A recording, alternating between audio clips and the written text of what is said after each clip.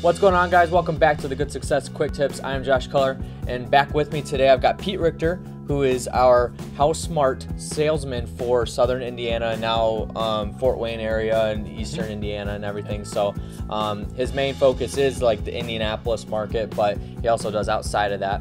And so today he's actually going to talk about virtual wholesaling. This is something that we started probably, what, 3-4 years ago, something like that. We kind of had to develop it because we were growing wider in the field, going over to Michigan, Ohio, and it just wasn't feasible to send people over to houses in order to meet with buyers and stuff like that. And so virtual wholesaling has become a big thing, and Pete has been doing it for a long time, and so he's going to talk about it a little bit. So what do you got for us, Pete? All right, thanks, Josh.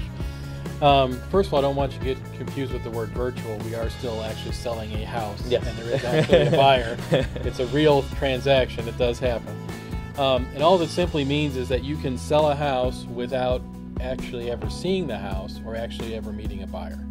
And when I first started, that concept was a little bit foreign to us. We were driving down to Southern Indiana, sometimes as long as a 4 or 5 hour drive. Once we had someone that we because you would go down to Evansville, right? Yeah. I've sold many a house in Evansville by driving down to Evansville and meeting somebody. In fact, one of the first houses I sold, we actually bought the house in Evansville for $1,000 and wound up selling it for $4,000. And that was physically meeting somebody at a Kentucky Fried Chicken deal. That's pretty. But thankfully, we've grown to the point where we don't have to do that kind of stuff anymore. And at some point, you have to understand, though, someone has to look at the house. There has to, physically, someone has to be. That doesn't mean you have to personally do it, but who's ever walking through the house, you're going to have to decide if you're going to want to acquire this house or not.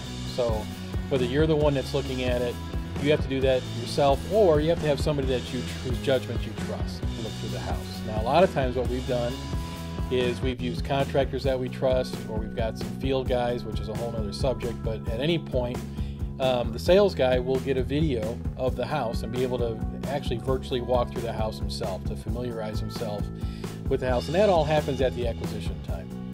And once the house is under contract, now it's acquired, and we're marketing the house, and the marketing could be an advertisement in Craigslist. It could be signs that are placed in the local area. Any number of ways a house can be marketed.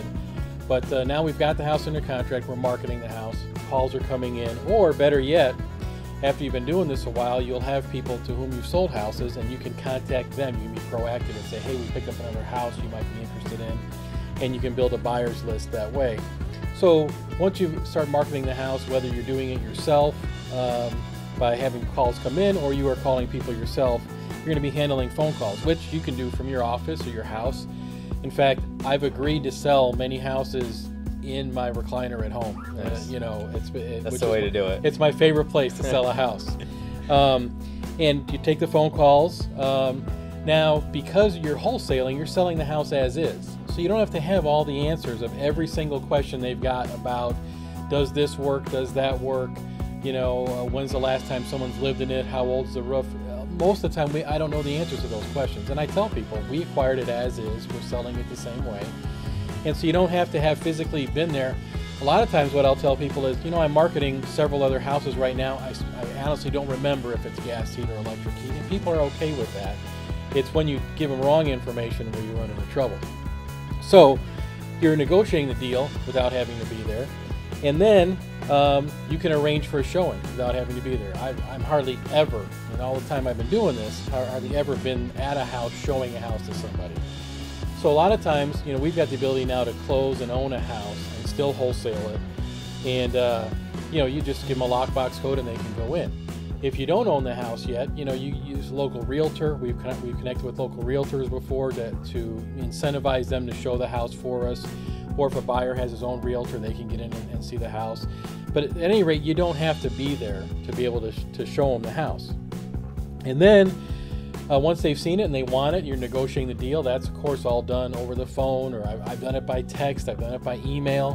That's the way, if people are contacting me that way, I'll just contact them back the same way. And I've negotiated deals just through email. Again, sitting at home with your laptop and emailing somebody and negotiating a deal. So, of course, that's all done virtually.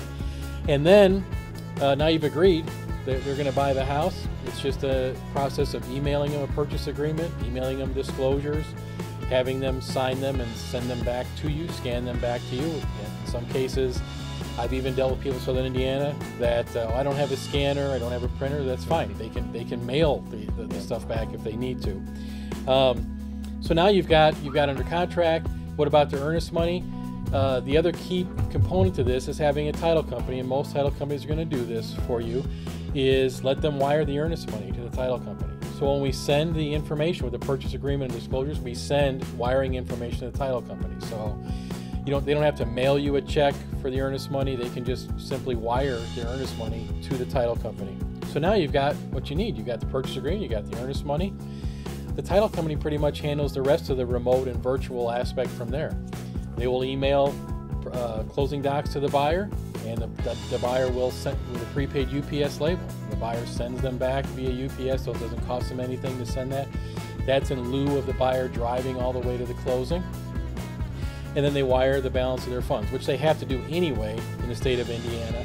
For any real estate transaction over $10,000, a buyer has to electronically wire the funds. They couldn't even show up with a suitcase full of cash if they wanted to.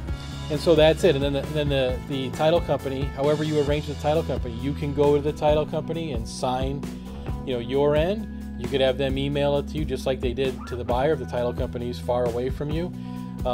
It all is a matter of, you want to walk away from the closing with the check in your hand, or do you want them just to send it to you when the closing's done? And the whole thing can be done in your office, in your recliner. It can be done anywhere that you have access to a computer and can take care of it.